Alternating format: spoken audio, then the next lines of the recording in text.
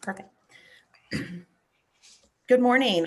Welcome to our pre-legislative discussion on behalf of the Kent County Chambers, Sam, and the Queen Anne's County Chamber, Linda Friday.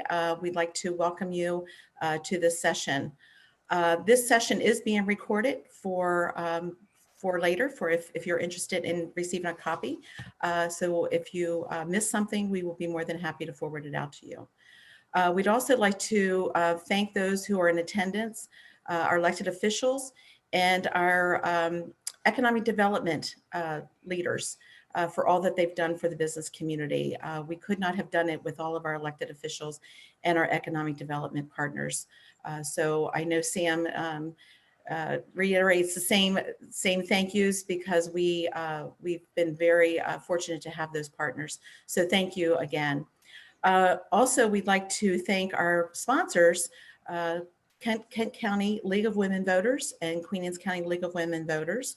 And for those of you that may not know, they are a nonpartisan political organization, encourages to inform and active participation in government, works to increase understanding of major public policy issues, and influences public policy through education and advocacy. So thank you to our sponsors for stepping to the plate. We greatly appreciate that. At this time, we'd like to thank our 36th district for all that they've done for us.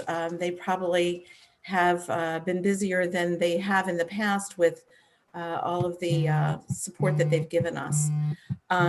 So first, I'd like to welcome our Senator Steve Hershey.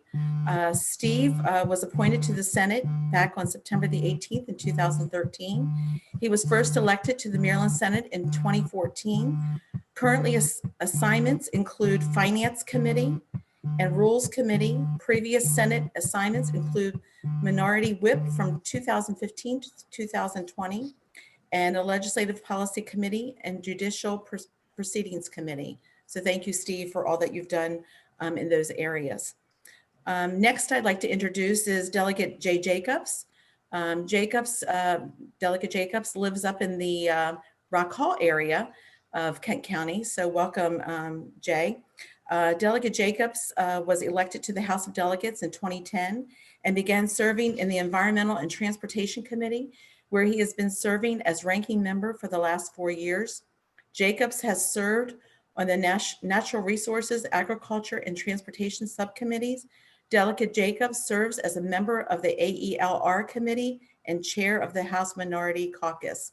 Delegate Jacobs also, founded and chairs the Commercial Waterman Caucus. So thank you, Delegate Jacobs, for all that you do in your position. Delegate Ahrens, who currently resides in Queen Anne's County, was appointed November the 8th in 2013 and sworn in on November 19th of 2013. Currently, assignments include Deputy Minority Whip, Economic Matters Committee, and Chair of the Eastern Shore Delegation. His previous House assignments include Appropriations Committee. Thank you, Delegate Ahrens, for all that you've done. Our next is Delegate Jeff Grice, who currently resides in Caroline County. First elected to the House of Delegates in 2014, member of the House since 2015. Currently, assignments include Deputy Minority Whip and Appropriation Committee. Previous House assignments include Transportation and Environmental Subcommittee of the Appropriations Committee. So I'd like to thank all of you gentlemen for all that you've done for our district. We couldn't do it without you. So with that, I'd like to turn it over to Sam, who is the Executive Director of the Kent County Chamber, who will actually facilitate the remainder of the meeting. So thank you, Sam. Thank you very much, Linda, and welcome to all of our legislators, and welcome to all of our event attendees. Normally, this event would be done over breakfast, so you should have some eggs and pancakes in front of you. But unfortunately, we'll do with Zoom this year. But hopefully, come next year's pre-legislative session, we'll be back in person. person. But thank you all again for joining us, and again, thank you to the League of Women Voters for sponsoring this event. We have a lot of ground to cover during this 1 hour conversation, so I'm thinking we should just dive straight on in.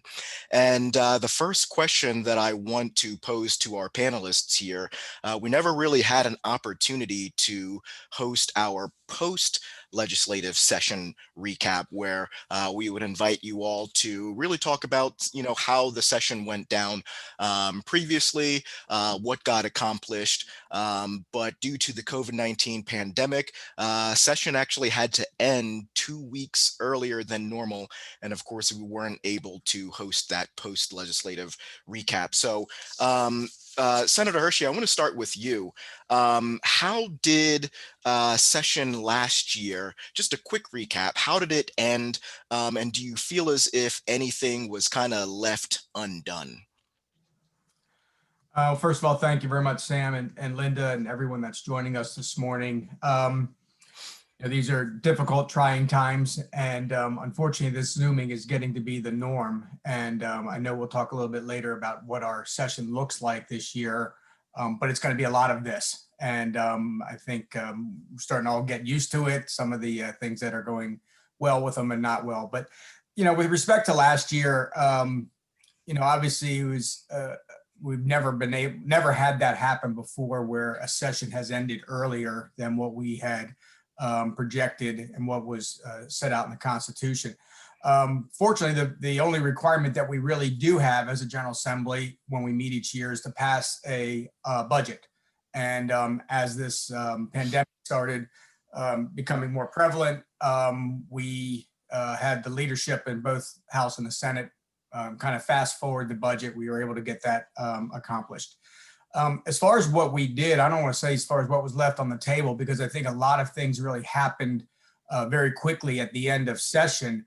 But we had, at least what I was working on, three pretty prominent bills that were able to get passed, two of which were on the last day. But one was had to do with broadband access. I know we'll talk about that, as well as some of the things that we're looking forward to do. But we had received a request from Chop Tank Electric Co-op that they wanted to make a change to the way that they were regulated by the Public Service Commission and being able to use their current electricity infrastructure for broadband. I had that bill cross-filed with Delegate Sample Hughes over in the House. They were able to get that accomplished just the way that Chop Tank wanted it. We had some changes that we made to it, but we were able to get the House to agree upon that. And fortunately, the change that we made was that Chop Tank would have to go to their board members in order to get approval to move forward with this. Chop Tank held that meeting in October. The board members overwhelmingly approved going to this method. So while it doesn't deliver broadband right away in all of these underserved areas, it certainly is setting the framework for Chop Tank to move forward. So that was really a big win on the Eastern Shore and to a lot of our constituents. The next thing that I was able to get through was a bill regarding telehealth. And again, this is in some foresight, but we actually didn't know obviously about the pandemic when I put that bill in. But that opened up access to telehealth with regards to mental health services and the way that it was being paid, requiring Medicaid to pay for that, Medicare pay for that, and also brought us to the position where we could study substance abuse disorders to see if we would be able to treat that via telehealth. It looks like that has been promising. I think we're going to see legislation this year to include that. And then we also looked at chronic care conditions and being able to provide that via telehealth. And so that was, again, very prominent. It was one of the only bills that the governor did sign when session was over. But it was the importance of getting that done. And then lastly, because it was a bill that initiated in Kent County with Jamie Williams, Economic Development Director, we were able to pass a bill that would provide tax exemptions for the equipment inside of data centers. And this was looked at as a a huge economic development bill for not only our areas over in the shore where we could attract those types of facilities, but also for Maryland. And the state of Virginia has used this same type of tax incentive to lure a lot of these types of buildings over there, the investments that they've made. This bill will now put Maryland on the map, and we've actually got a number of calls. I've still been working with Department of Commerce on bringing in some of these data center users. So, you know, we ended up getting some, I think, at least from my perspective, a lot of my high priorities we were able to get accomplished. And, you know, for that difficult a session, I think what we really did see is a lot of people, at least on the legislative side, working together, kind of knowing we had a different end date, and, you know, being able to work together and help each other out in getting some of these things that are important to all of us passed. So I was appreciative of that. And, you know, overall, you know, the session was difficult, but I think there were some big wins for the Eastern Shore. Great. And of course, you know, you had new leadership in the Senate with President Bill Ferguson. First time that the Senate has had a new president since Mike Miller actually stepped down, and he was in that position for 30 plus years. How was that new leadership? You know, nobody will ever replace Mike Miller. If for those that don't know, Mike also has just recently resigned from the Senate as well. We certainly wish him the best. He's not in the best health right now, but we certainly wish him the best in his healing. I think Senator Ferguson did an outstanding job for coming in, you know, for his first session and being the Senate president. Fortunately, right before he accepted the nomination of his party to be the Senate president, he spoke with myself and the minority leader at the time, and we asked him just a couple simple things that just, you know, mainly, you know, allow the Republican caucus to be involved. You know, we said to him, we think the best policy comes when both sides can get together and make contributions.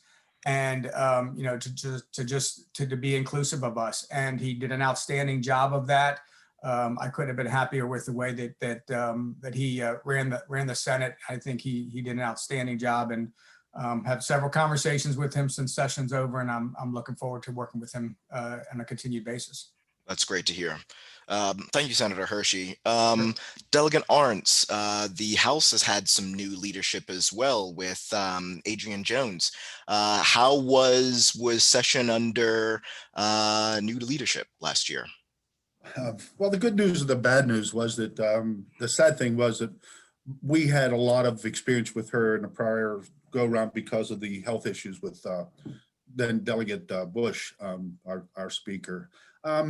Adrian's a very, very, very good person. She's a very fine person. She handled herself well, even at the end of session. It wasn't much of a difference in change.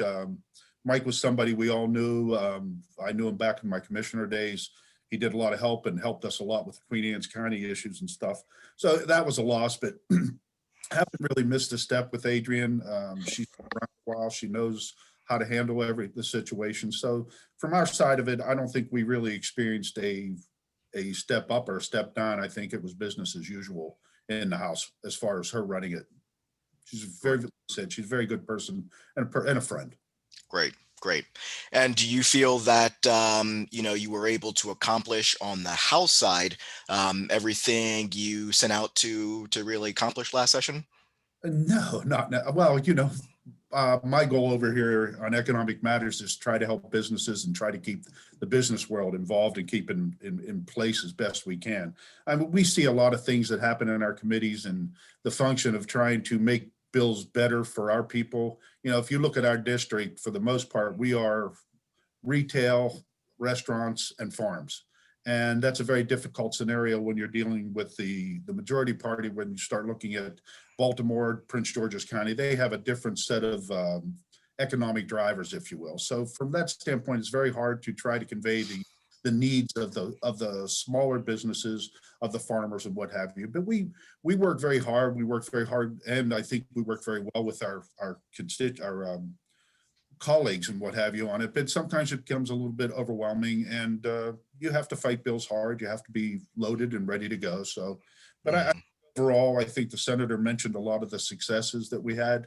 And, our goal is to make our district and get as much for our district as we possibly can. And I think for the most part, if you look at the broadband situation, which is huge in the state, not only just Queen Anne's County, that was a major piece of legislation that got pushed through. And it's going to help out in other areas. You have Southern Maryland, which has a similar circumstance. And we really have to address this need of seeing our rural counties and how they're underdeveloped in the sense of they don't have the access to broadband. And in today's world with COVID and our remote teaching and learning centers that we have, that's become huge for people. And it's very hard on families because now the parents, if they are working, have to accommodate that in some form. Right. So, Right. but it was a good year. It's probably one of the most rewarding jobs you can ever have, is to get some things done. And not that you're going to have all the big wins where we end up getting $6 million, but I think Delegate Grice will talk a little bit about some of the dollars we brought to the county. Great, great. And broadband is definitely another topic that we will be delving into a little bit more as this conversation goes on. But I want to transition to, what your respective offices were able to really do and accomplish for the constituents here in the 36th district as we all navigated this coronavirus crisis. And Delegate Jacobs, I want to start with you. You joined one of our weekly conference calls that the Kent Chamber hosted for the business community about all the various resources that were available to them to get through this crisis. And you sent out your personal cell phone number and offered to assist anybody who was having trouble with the unemployment line and really doing whatever you could to help expedite that process. So talk a little bit about what you were able to accomplish and how you were able to help your constituents here in the 36th district as we all navigate this COVID-19 crisis. First of all, I'd like to thank the Chambers for sponsoring this event again this year in the League of Women Voters.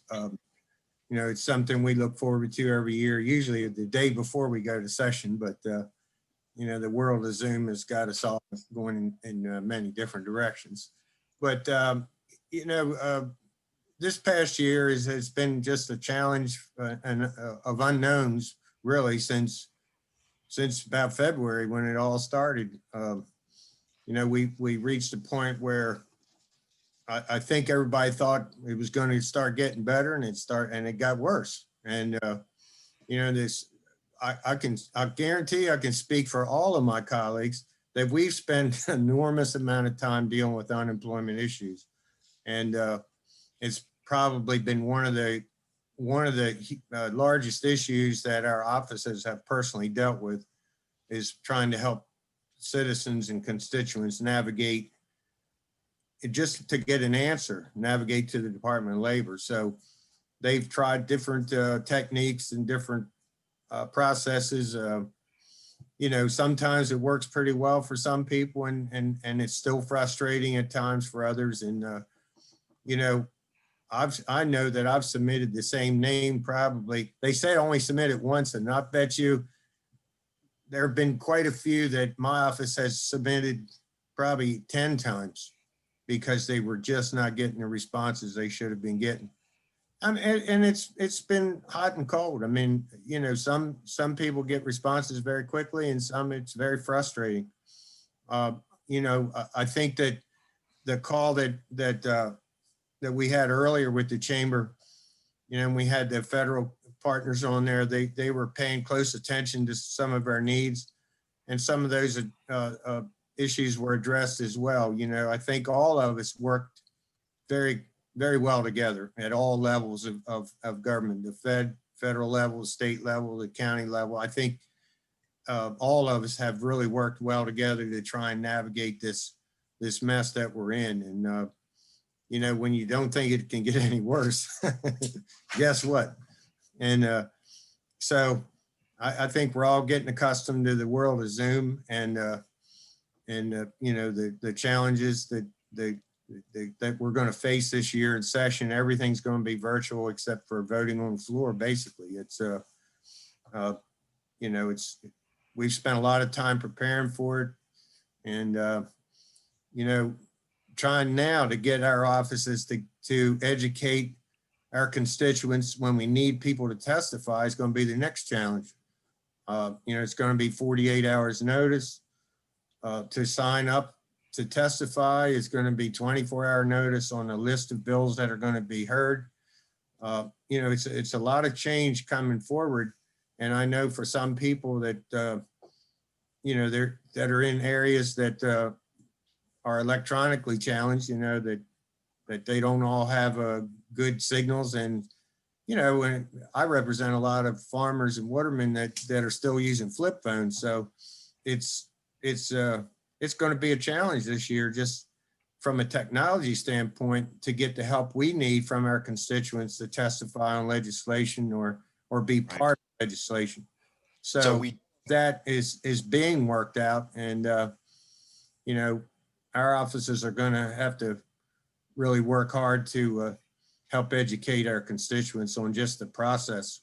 Absolutely. So we will segue into just the overall process and procedure for this year's session in just a little bit. But Delegate Grice, I wanted to give you an opportunity to speak to this and really let the attendees on this call know, how have you been handling this COVID-19 crisis, and what are some of the successful things that you've done for your constituents here?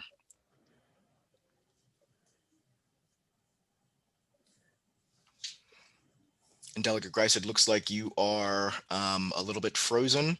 If you could potentially move to a stronger Wi-Fi location.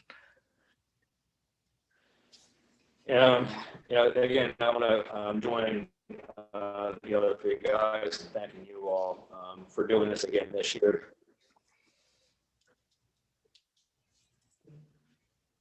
So Delegate Grice, looks like you are coming in and out. As he gets to a better Wi-Fi location, we just had a question come in that is highly relevant to what we were just talking about regarding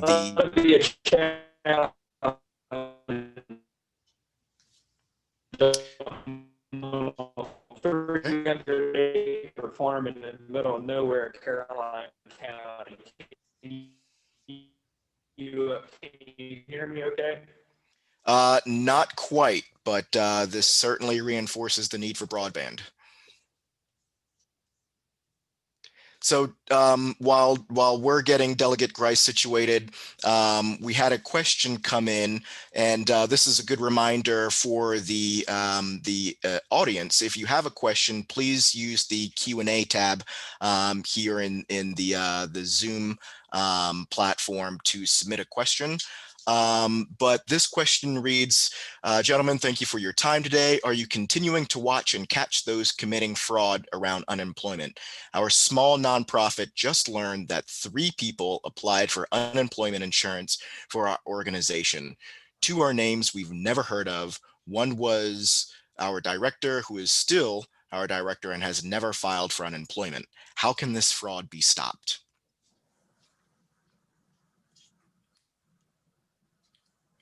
I can start with just a little bit of it. I'm actually glad that was brought up, because it is one of the things that, as we're dealing with all of these constituent issues, and we get everything to the Department of Labor, it is a check that they have to go through to make sure that these are not fraudulent claims. And it's one of the things that is forcing the distribution of benefits to take a little bit more time than we had hoped. But it's because we've seen so many fraudulent type of activities. So that's a great point that was brought up. Again, Secretary Robinson, Department of Labor, has discussed this several times. The governor has come across on press conferences and discussed these fraudulent activities. So it's certainly being looked at. The beacon system that is being used to do the distribution of benefits is also what's being used to see if there's any fraudulent claims that are being processed. I just want to add too, as far as what was mentioned, Delegate Jacobs, and when he said as well, I know our office has processed over 256 specific claims from constituents that have come through our office looking for help with their unemployment benefits.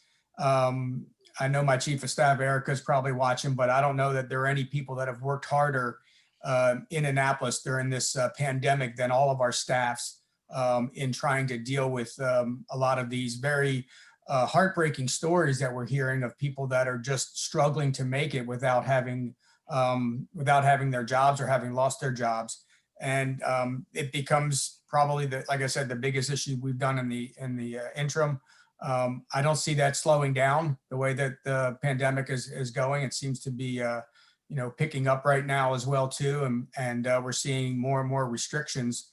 So it's something that we're going to continue to do, and it's just it's fulfilling to be able to help people, that's for sure. But it's also very, like I said, heartbreaking to hear some of the stories and what people are dealing with. It's very difficult out there. Sam, can I add something here? Please. Okay. This, as everybody's indicated, this is a brand new system to the state, which has been kind of a mess. And I think when we talk about this fraud, I think Maryland was probably ripe for that in a lot of ways. But we have a group of people right now that, as we've all tried to allude, have been working endlessly and tirelessly on this to accommodate this. When Senator Hershey mentions our staff, this has been literally a full-time job for us trying to manage that side of it, because they're not able to get into employment because we have people calling it, and a lot of people put it on speed dial. That means every time I call unemployment, I'll have my phone automatically redial it again when I get a busy signal or don't get it. So those types of things have really tied up the lines. So, somebody's always on it. I do know the secretary, I believe I've been on 15 conference calls, and the issues are always very similar. We had hoped that things would get a little bit better. They have slowed down a lot, but people are now starting to work, and I think the system has weeded out some of the problems. But as far as the fraud, I think Maryland was really trying to be on top of it. The governor had mentioned that we were out in front of it in the beginning. We grabbed a hold of it. It may not have appeared that way to some, but this has not been an easy transition for the state or the people. And the people that are really suffering are the ones that really don't have another income. And it's paramount that we either, get them back to work, or we find a way to help them out a little bit better. But the next piece of this pie is, when this all settles down, is how are we going to refill those kitties, and how is that going to be done equitably? So that is something that will be talked about in my committee. I know that this year. So it's been hard. And some of the stories, I know we get criticized in the beginning sometimes for trying to get people back to work, but I don't know that many of us have ever really been that desperate that things are not going anywhere. They need something. So it's pretty sad sometimes, and it gets to be out there for you. So patience is a virtue, but it's real difficult when you're broke. That's right.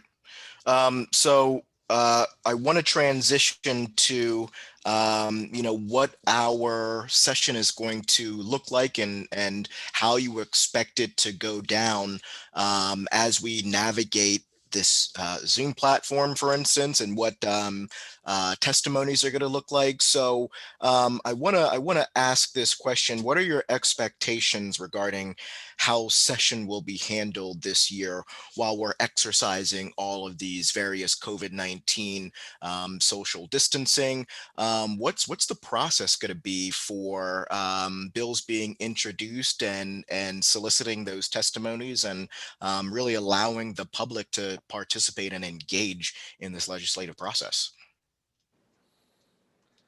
Can you guys hear me now? We can. All right, perfect. Excellent. Yeah, the process can't change. Honestly, the bill process is in statute. It's in the Maryland Constitution. You have to have three hearings or three readings. And now what it will change is when I believe what they're going to do, at least in the House side, is they're going to run all of these bills through first reader across the desk, and we don't have to be there for that. That will change. I think we're going to make an exception to the rule. in those regards. So after the bill is assigned to committee, all of the public hearings in committee will be done virtually, which that will be a big challenge. And obviously for me, I may have to be in Annapolis in my office in order to do that, because I do live on a 300-acre farm out in the middle of the Eastern Shore in Caroline County. So as you saw earlier, the internet connection isn't as good as it would be for other folks. But so that will be a challenge. But what concerns me most about that is that the best testimony is in person. And it's going to be very difficult for the stakeholders, the people where these bills are going to have a meaningful impact on their lives or their business or their families or their friends. They're not going to be able to do it in person. They're going to have 1 or 2 minutes in front of a computer, and they're going to be talking to a computer screen, instead of doing it in person. And so my hope, we were given some indication that we were not going to pass anything too meaningful this year, and we're not going to pass that many bills this year. But we already have almost 1,000 pre-filed bills, and that's scary enough. I don't so far, and we're just a week ahead of session here, and we're already ahead of where we've been in the past. So for me personally, I have one bill that's just going to tweak the mental health a little bit. But we have some big things that are coming. Criminal justice reform. I'm sure that's going to be really the biggest topic this year. And how far are we going to go in those regards without, getting real good, meaningful input from the public? I don't know. So at the end of the day, and the other guys talked about how long session's going to go, and are we going to make it all the way to April? If we're going to pass, or we're going to hear, a couple thousand bills like we normally do, it's going to take 3 months to do it, to be quite honest. And I don't want to rush through anything that's meaningful. And I don't think any of us want to rush through anything that's meaningful. And thank you very much for that answer, Delegate Greist. That was actually a question that was going to come up in the policy review portion of this conversation, but we might as well just jump to it really quickly. So you mentioned 1,000 bills have been filed so far. Is that a normal volume for as you're kind of leading up to session, or do you see it as a lower than expected number? How many bills do you plan on potentially seeing during the session this year? Well, we don't know. That's typically higher than what we normally see as far as pre-filed bills. Yes. Okay. Understood. Thank you. And Senator Hershey, anything to add regarding just the overall process for this year's session? Yeah, I think I'd like to, because I think we're going to actually, both chambers are going to be handling things a little bit differently, is what we're starting to hear. Again, the committee hearings will be virtually in the Senate as well. I don't know if the House has had restrictions on the amount of individuals that can testify, but the Senate rules for the committee did come out, and they're going to limit testimony to 4 participants supporting, 4 opposing, and 2 that could come in with what they call favorable with amendments. So that's a bit concerning. Again, Delegate Ahrens mentioned, we've always relied on the stakeholders to come in and participate in these bill hearings. We think we get a lot of useful information on the different aspects of how this bill might affect, the real world when they get out and then end up getting passed. A lot of the bills we look to, and a lot of our responsibility in Annapolis is to try to defeat bad bills. And obviously the committee process is very important for us on that. So it is a bit concerning on how the those that will be able to testify are chosen to do so. We've heard some of it will be at random, again, which doesn't necessarily mean you get the biggest experts on something. Not saying that you can't get good testimony, but a lot of times we really do look to the advocacy groups and those stakeholders that are more intimately involved in these issues. So that's going to be concerning, as from our perspective, especially if it's being handled differently. I think one of the things that we will see, again, with the amount of bills that are in already, is that we'll move much quicker on voting than we have in the past, and in committee voting. And I think that's a way to kind of I think sometimes the committee chairs have been a little bit accommodating to certain members, and they might say, hey, you know what, your bill just isn't ready yet. I'm not going to kill it. We'll use the expression, we'll leave it in the drawer type of thing. I think those decisions might be made a little bit quicker, because when bills are left in the drawer, there's a lot of pressure from those committee, those members to get the bills out. And I think if a decisive decision is made sooner, we will be able to put some of those some of the bills that we know that we're not going to move forward on to rest, and we won't have to deal with them at all. So that's one of the things that we brought up that we would like to see. At least let's make action on those quicker, and then we can, in a sense, dispose of bills that just aren't going to move forward. Great, thank you. And Delegate Jacobs, Delegate Arntz, what tips do you have for the people on this call and just the community at large? What do you recommend?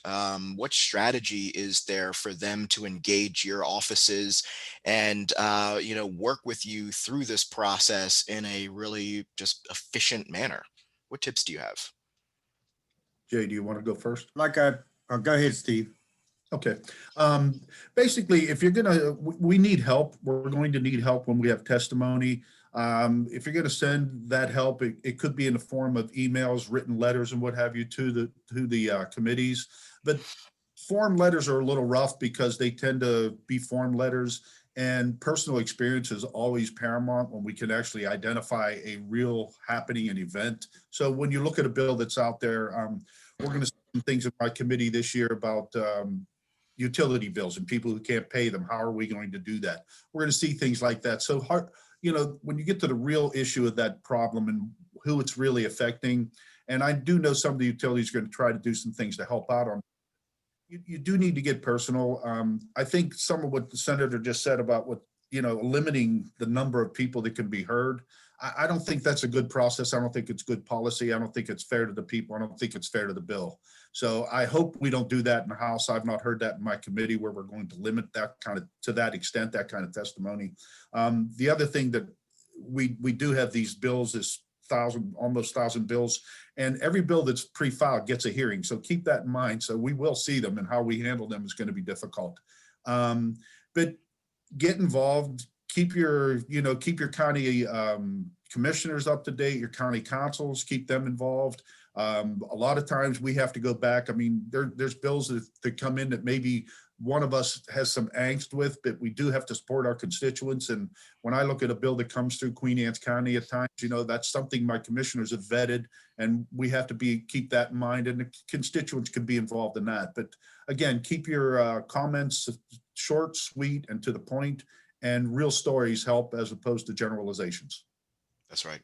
Delegate Jacobs? Yeah, Sam, the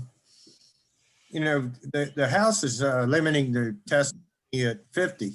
So it's quite different than the Senate. And when you get, say, in my committee environment, it's not at all unusual to have 50 people testify on an environmental bill. So it's hard to say, how long some of these hearings are going to take. But I mean, if people are able to testify from home, I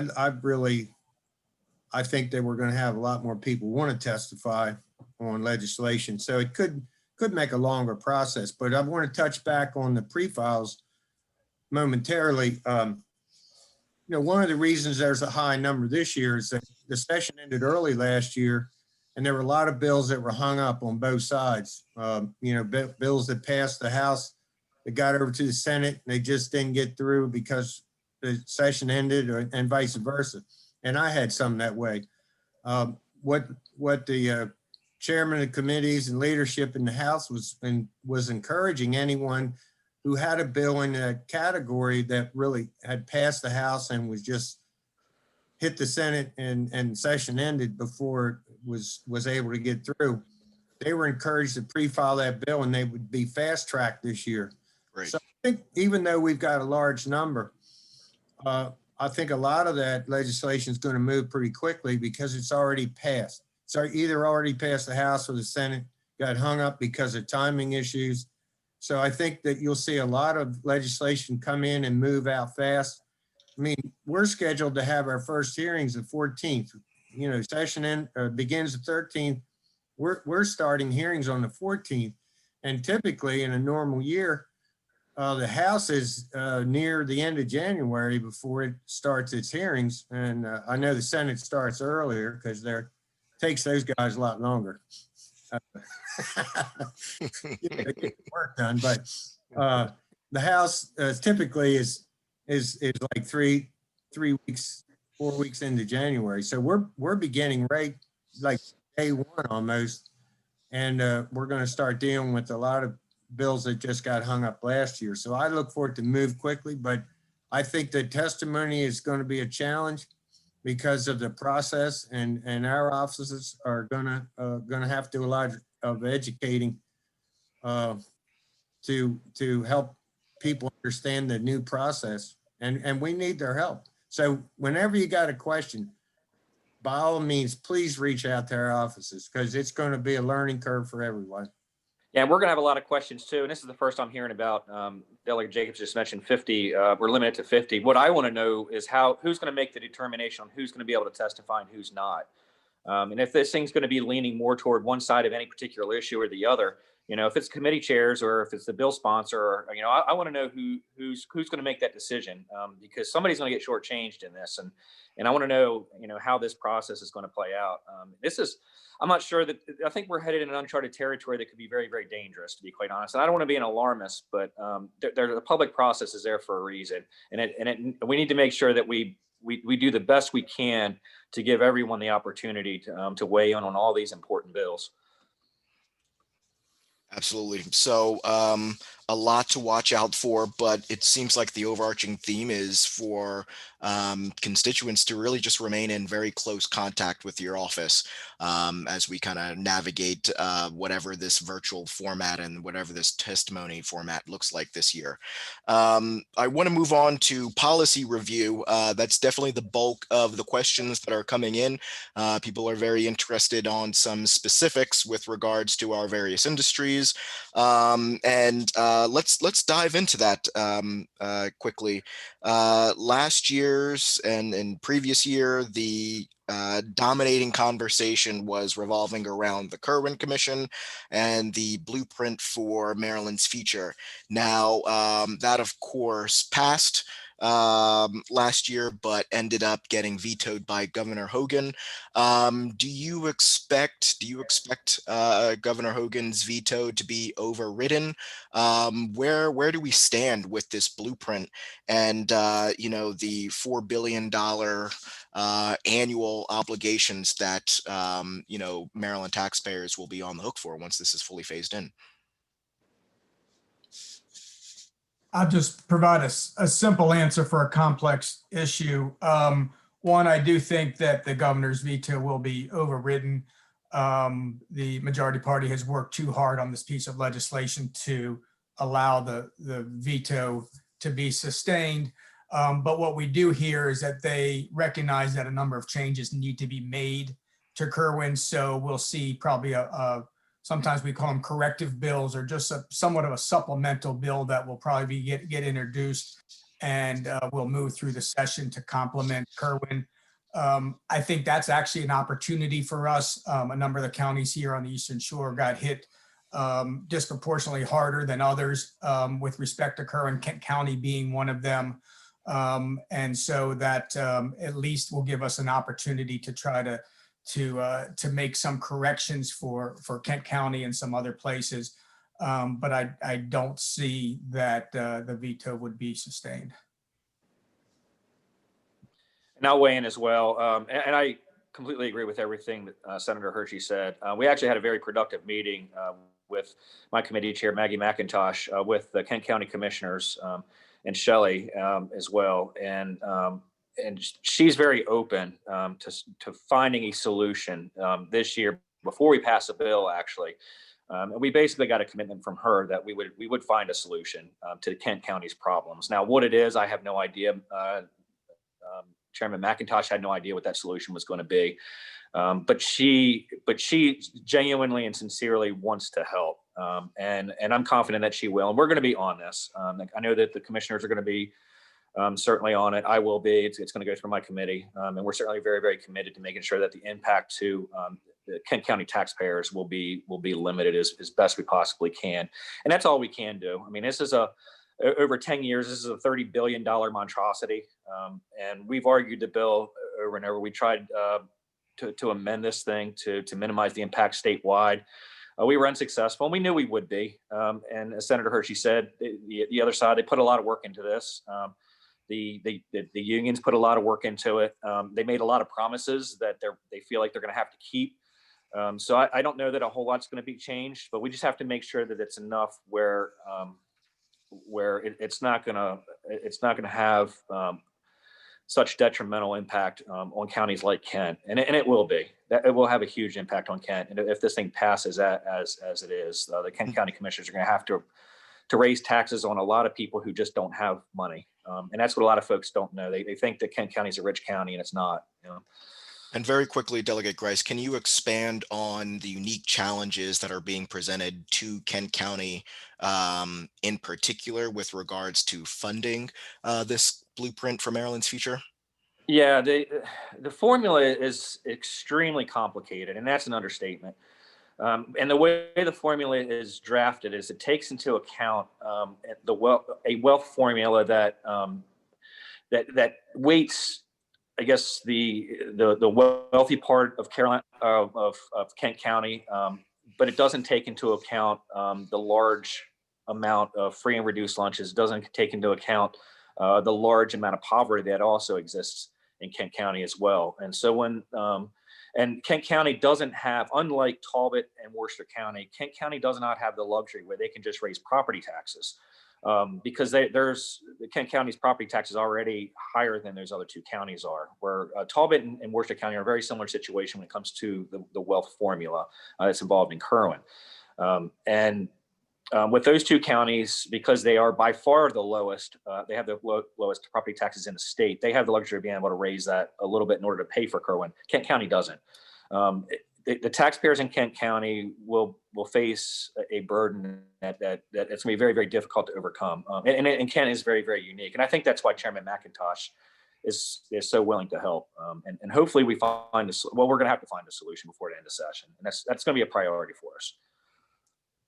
Thank you. And of course, funding this this blueprint will involve some new taxes potentially. And I know that session this year, you all will be grappling some of these new funding streams for not only Kerwin, but Maryland's just overall budget. And one of the most controversial taxes that's currently being proposed is a tax on digital advertising. Can you talk a little bit about this tax? What's it good for? Is it necessary? And what is the overall likelihood of this new tax on digital advertisement passing? I can add just from what I've understood about the bill. Again, it's the first of its kind in the nation. This bill on internet advertising has not been passed before in any other state. It is being looked at a number of states, but Maryland was the first to pass it. It was aimed at the larger internet service providers, companies like Google, Amazon, Facebook that do a lot of advertising, that are in this upper echelon of revenue that comes in. It was aimed at trying to just do that, which many believe makes the bill unconstitutional. But the problem is, just like with any tax, it's levied upon somebody and it gets passed down to either the small businesses, and then the small businesses have to pass it down to the consumer. So from that perspective, we were very much against the bill. It did pass late. It was combined with a tax on tobacco products. To kind of bring, at least on the other side of the aisle, some people together that were a little bit concerned. They brought both bills together and passed it that way. Obviously, the governor did veto that. We're going to put up a strong defense against the bill, support the governor's veto, and see what happens with it. But they're going to be looking for a number of different ways that they can raise revenue. Many of them feel that this has already been passed, so they've already cast that vote. They really don't have to do anything else except override the governor's veto as opposed to bringing in a new tax. So it's going to be a difficult fight, but I think right now, at least the arguments that we'll make is that, the pandemic and the regulations that we've had to put on small businesses have been, overbearing enough that we don't need to add something else to them to make operating their businesses more difficult. So that's kind of the line that we'll be using. And, this one's a coin toss. It's not as simple as the Kerwin one, what they've worked on so hard. This is one that a number of members on the other side of the aisle do have some concerns about. And maybe we end up getting a victory on this one. Yeah, and another message that we're going to strongly send too is that we don't have a revenue problem in the state of Maryland. We don't. We have a spending problem in the state of Maryland. Each and every year we pass bills. We pass dozens of bills that have fiscal notes. And those are the things that the media won't talk about. Those are the things that the majority party doesn't want to talk about in Annapolis. All they want to talk about is how we have such a revenue. Well, we have one of the wealthiest states in the country, thanks to our proximity to Washington, D.C. And so that's going to be the strongest message that we can send. We're in the middle of a pandemic. Our businesses are struggling. We have 170,000 businesses in Maryland, and about 30,000 of those businesses are going to close this year. And for us to tax advertising, of all things, where advertising connects businesses with consumers, this is really where we want to go. Is this really what we want to do during a pandemic when we're losing businesses every single day? No, I would hope not. So let's deal with the spending problem first. All right. And before we start talking about hurting businesses and start, pulling more of their revenue away by way of taxes. So. Sam, I just want to add one quick thing to this. To not a snapshot and see the dollars that this state has spent during this pandemic, the monies that are going out. Every week we see another package coming out from the governor. I do understand some of that is federal. But when you start looking at this, I think the General Assembly has a real issue when they go back and look at these things. And Delegate Grace alludes to a spending problem and not necessarily revenue. I do know that certain businesses have flourished during this problem, this pandemic. I mean, recreation fees are out the roof with us here, even in Queen Anne's County and what have you. But somebody has got to take a very serious look and see where's all this money coming from, and how are we going to do that before we start applying new taxes. We spend a lot of money, and we're not the federal government. The federal government appears to be able to print money. We can't do that at the state level.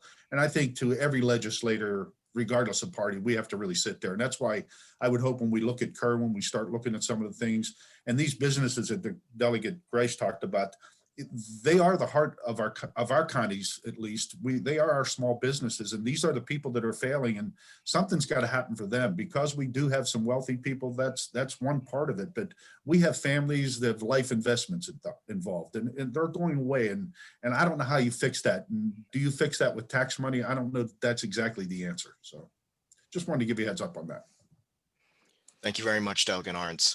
Another proposed cut potentially are business incentives. And Heather Tonelli from Queen Anne's County asks, last year, several tax credits and the enterprise zone program were on the chopping block, with several proposed bills that would eliminate or reduce these credits. Do you know if any of these proposed tax credit cuts will be reintroduced this year in this session? It's hard to say. To be able to generate $30 or $40 billion over the next 10 years in new revenue, they're going to have to raise some taxes. They're going to have to raise fees, and it's all the same thing. It's all money coming from the general public. They're going to have to find all sorts of creative ways in order to be able to do that. And I think anything's going to be on the table for these folks. I really do, to be quite honest. And they call that corporate welfare is what they call that. Right. And that's the angle that they use. I would add, when we were trying to get the data center bill through, obviously there was some initial opposition to that, and it was just the basics from the other side of the aisle that they just don't want to provide any types of incentives.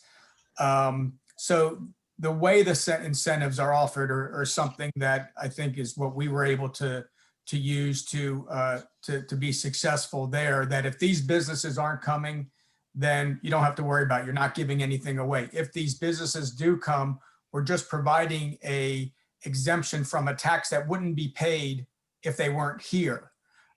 So those types of incentives, I think we can continue to move forward with. But to Heather's point, and she knows we've talked a little bit about it, last year when they were considering any type of tax incentives, they wanted to go back and take a look at all the other tax incentives that Maryland provides and saying, are we still using any of these? Are some of these able to, have they gone through their useful life? Are we able to pull out with that? And I even worked with the Secretary on Commerce and saying, hey, you know what, maybe we should be a little proactive and take a look at that if it's something that we're not using that's obsolete, and we can get something that is more promising and something we can build on. So I think that's all we would really see as far as taking away anything.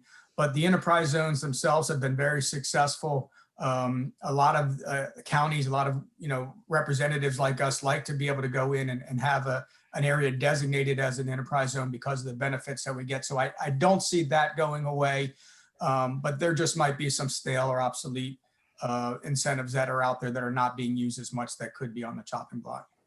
Right. Thank you very much, Senator Hershey. And thank you, Heather, for the question. We're at 9:30, so I think the best thing for us to do is I want to give each of our legislators an opportunity to talk a little bit about what very quickly, what their priorities are for this session. Once we finish that, anybody who is left on the call, especially if our legislators don't have a time constraint, I do want to get to some additional questions that have come in from the public. So if you all don't mind staying on the call for a little bit longer after giving what your overall priorities are, we can kind of work through rapid fire some of these questions that have come in. So Delegate Jacobs, I want to start with you. Session starts next Wednesday. What are your priorities going to be as we navigate it? Well, my priorities are going to be to keep this as we move forward through this pandemic and which has certainly been a challenging time, that we're very mindful of our constituents and of the Maryland residents, that we don't put any extra burden on anyone through these challenging times. Everything is stressed.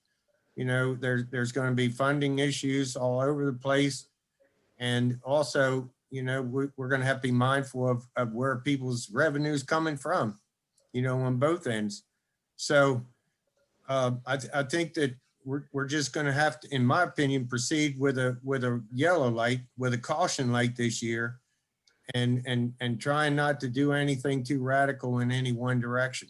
Keep everybody plugged in, keep our people engaged, contacting the Department of Labor with Beacon and helping with unemployment issues. As far as session goes, I've got some legislation that was unfinished from last year that's going back in the pipeline. Most important, one of the top issues is the Conowingo legislation, the water quality legislation that never got really never finished its process last year because of the timing of the end of the session. I've got a couple bills that got hung up in the Senate that are going to be addressed early on, and it's just going to be a year that is going to be different than any other. And I think that we just need to be mindful of our neighbors and our constituents and do what's best for everyone. Thank you very much, Delegate Jacobs. Delegate Arntz, very, very quickly, what are your priorities with this session? Well, we do have some issues coming up. Again, I mentioned earlier about the unemployment insurance issue. That's going to be something that's going to be fought out in our committee pretty heavily on seeing how that's going to be taken care of, if you will. We're going to be faced with a lot of energy issues from how we're paying bills and what people are doing. There's several bills in there right now to try to sit back and help people with the payments and how that structure will come out, whether we go after the utilities to help us and assist us. Like I said, I do know some of them are trying to step up and get involved in how we might be able to put some funds aside. Broadband, that is always going to be a topic of ours. We had a commission put together a few years ago about how to address that in rural counties. And that's not just for Queen Anne's, Kent, Cecil, and Caroline. That's also Lower Shore and also Western Maryland. I think we're going to see, whether not necessarily in my committee, but I think we're going to see a lot of conversation about law enforcement and how we handle that. And I think that's going to be out there as far as how we address it. Bills and what we have left over from last year. Again, we've resubmitted a lot of bills that did not see it through. I think most of those things will be okay. We're going to address some of the priorities. Somebody, I saw one of the questions, they talked about marijuana, and one of the side sets that a bill that we're looking at putting in is when we get to overload our counties, we have some issues with our district attorney's office and what have you. When people get busted for under 10 grams, that becomes almost like it's more costly to go after them than not. So we're trying to look at legislation to turn that into sort of like a speed camera type fine, if you will. So that automatically hits it. So that'll help out alleviate some of it. As far as our real estate, our benefits, our insurance industry, the energy, we're trying to look at what's going to be done as far as renewables. That's always a hot topic, and how we're going to address that and what's viable and where that technology's come from. I do want to say thank you again for the time here. I don't know how much longer I can stay on. I have another conference call coming up, but I'll stay as long as I can for other questions. But thank you very much for your time. Thank you so much, Delegate Arntz. Delegate Greist, your priorities? All right. Well, thank you. Yeah, I'm only going to have 2 bills this year, honestly, and that's very deliberate.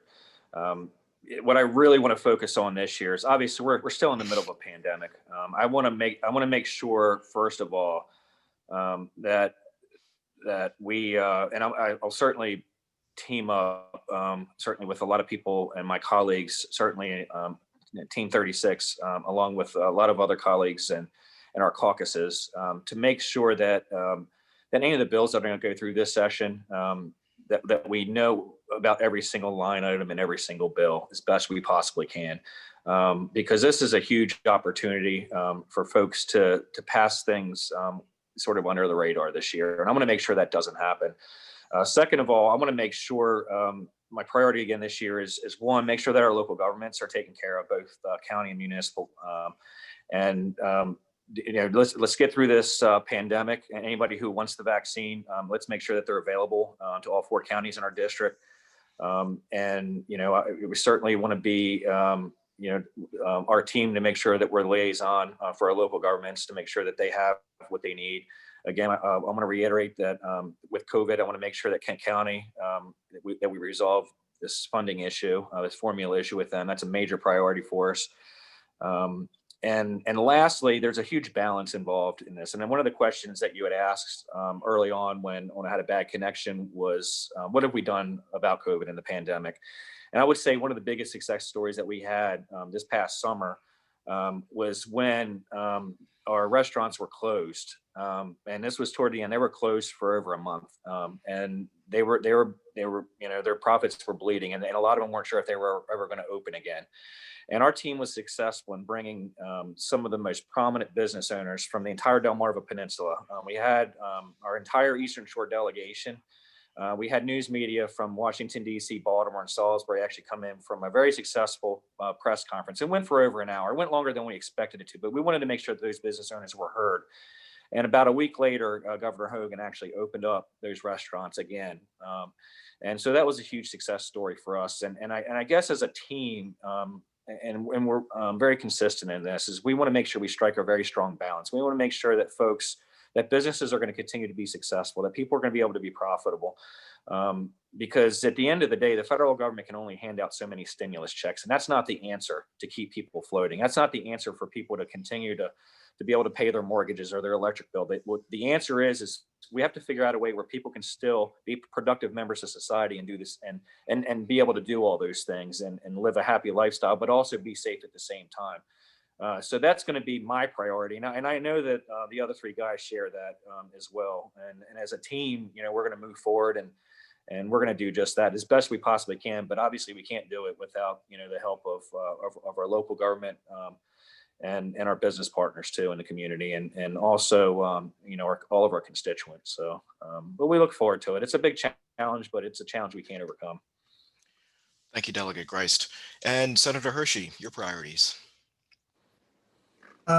Thanks. I'll just say kind of quickly, but broadly, the two biggest issues I think we're going to see, or at least that I think I'll be end up working on, are broadband and healthcare, and both have to deal with the access to both of those. Again, we've talked about broadband a little bit. Areas of the rural Eastern Shore have accessibility issues to broadband. We don't have the infrastructure in place. At the same time, we're hearing concerns from our colleagues across the Bay that have issues with broadband based on affordability. And I see Verizon today just came out with a plan for low income customers in Baltimore City.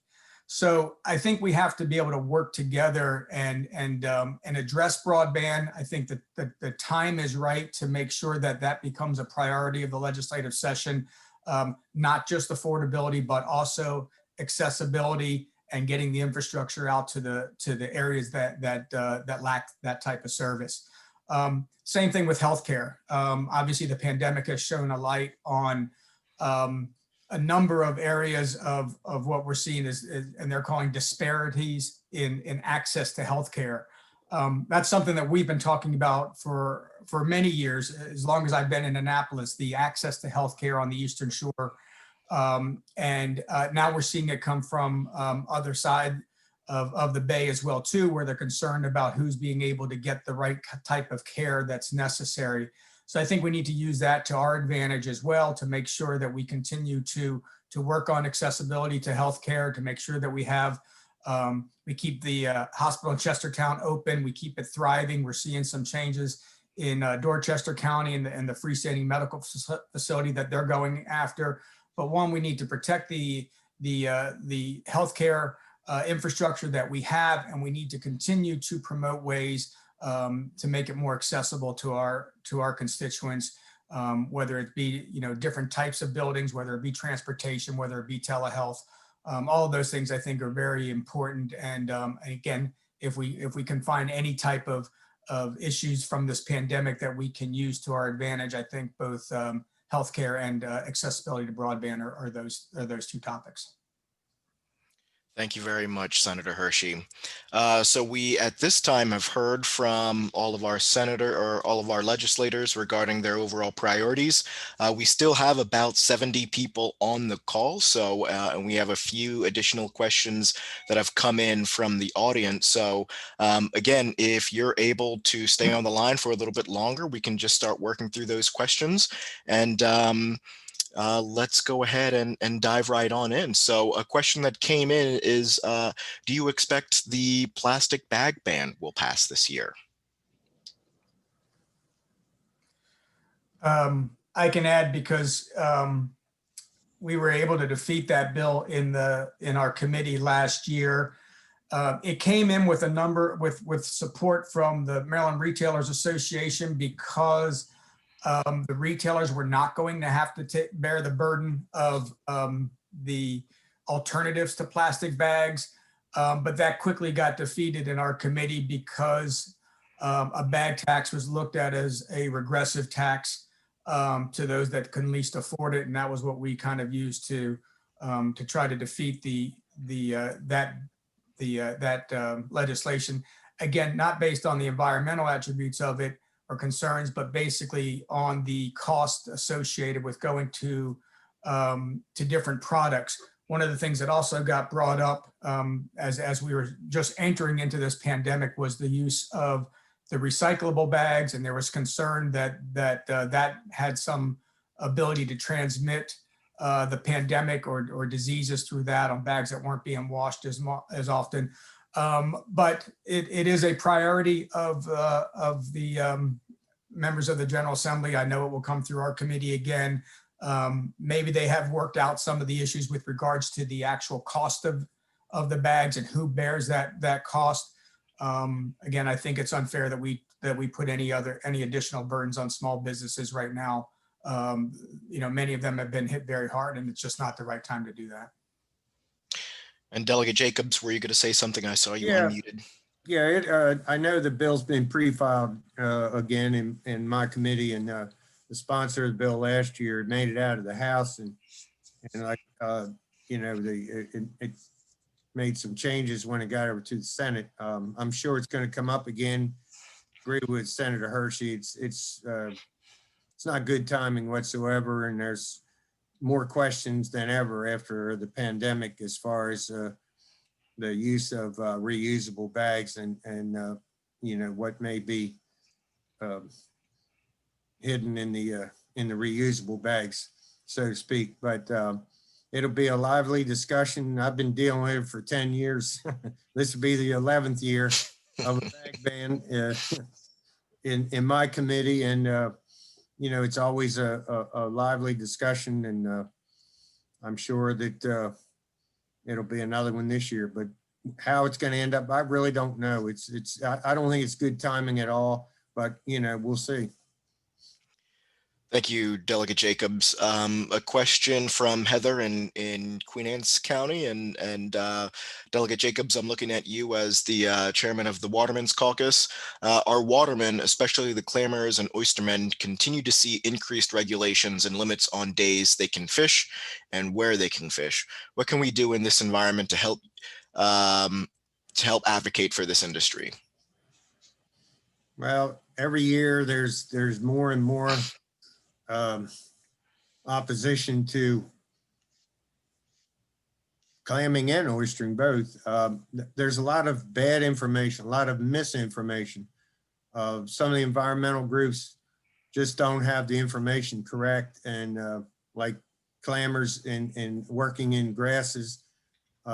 Anyone that knows anything about clamming knows you can't run a clam rig in grass. It'll clog up the machinery, but yet that was that legislation was introduced last year with a lot of passion, and there's every year enormous pressure on the wild fishery as far as oysters go.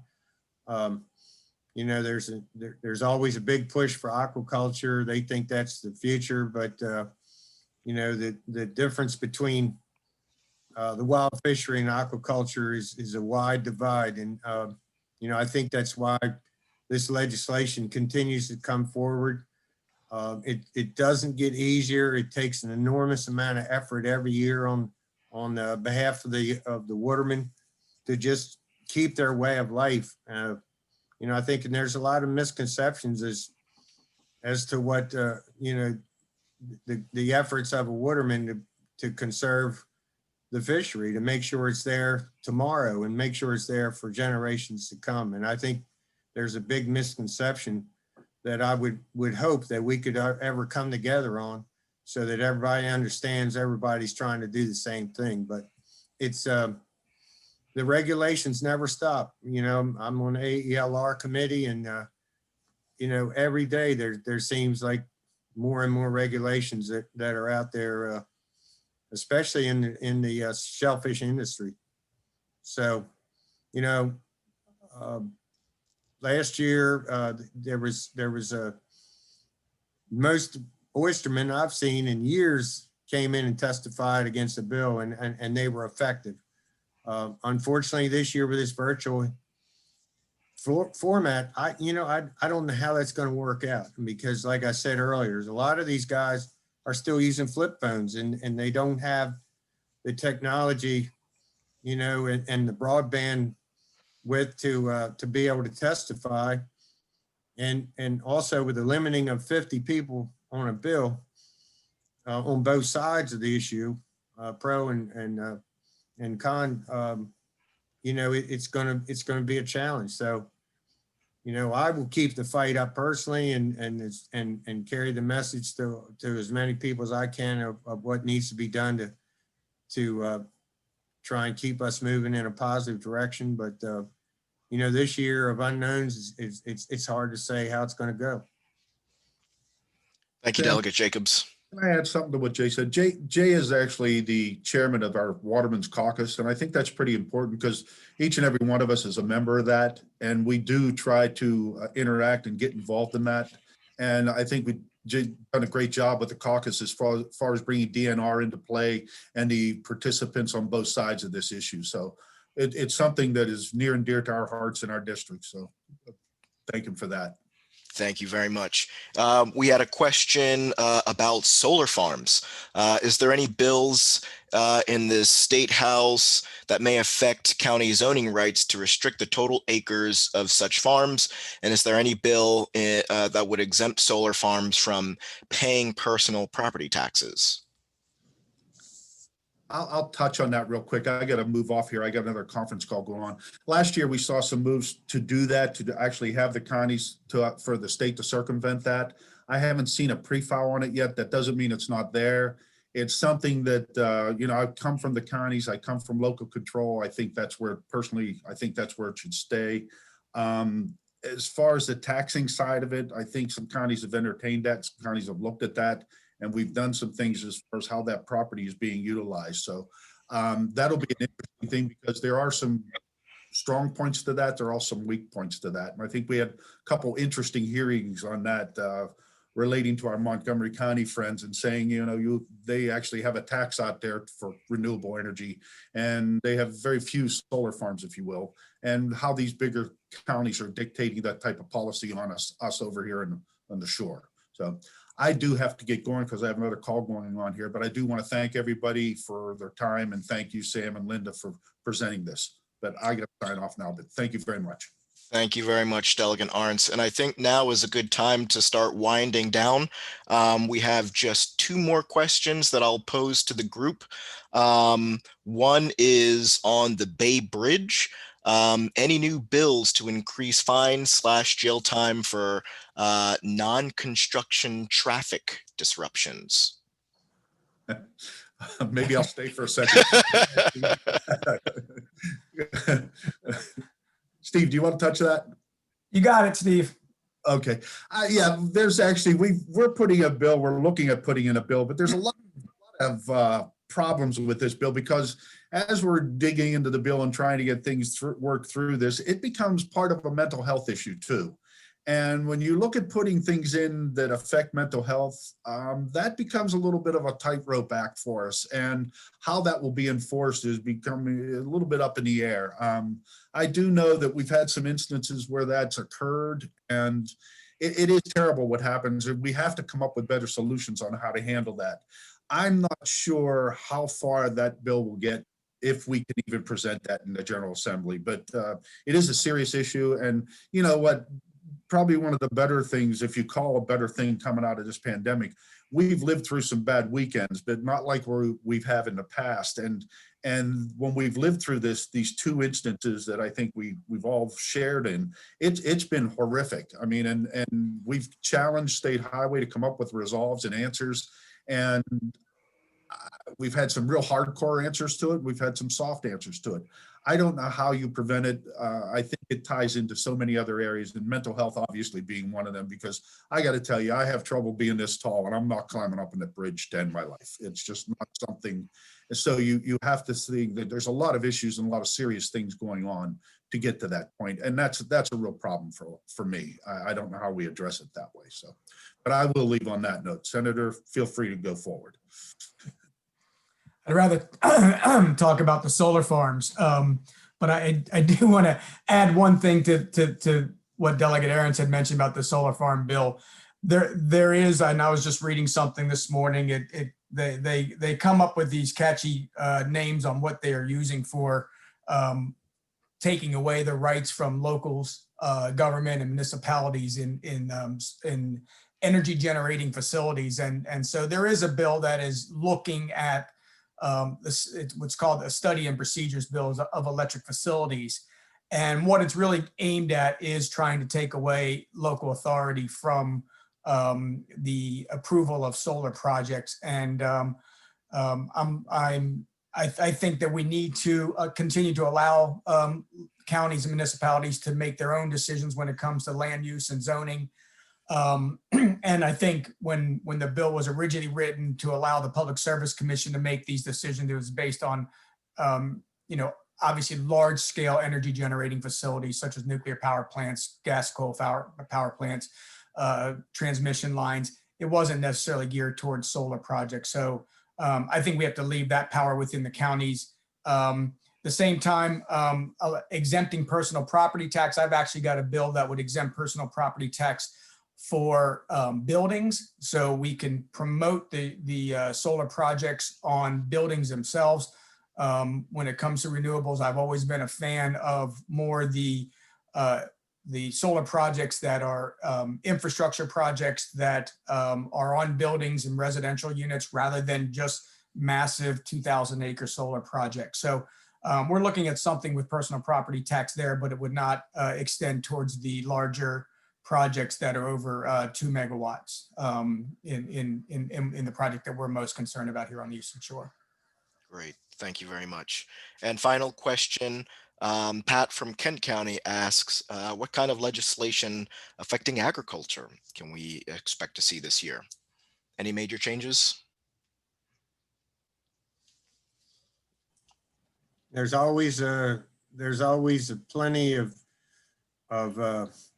bills coming in that are zeroed in on, say, CAFO operations, concentrated animal feeding operations. I'm not sure that people understand where food comes from. It's always mind blowing to me the amount of legislation that comes in trying to curb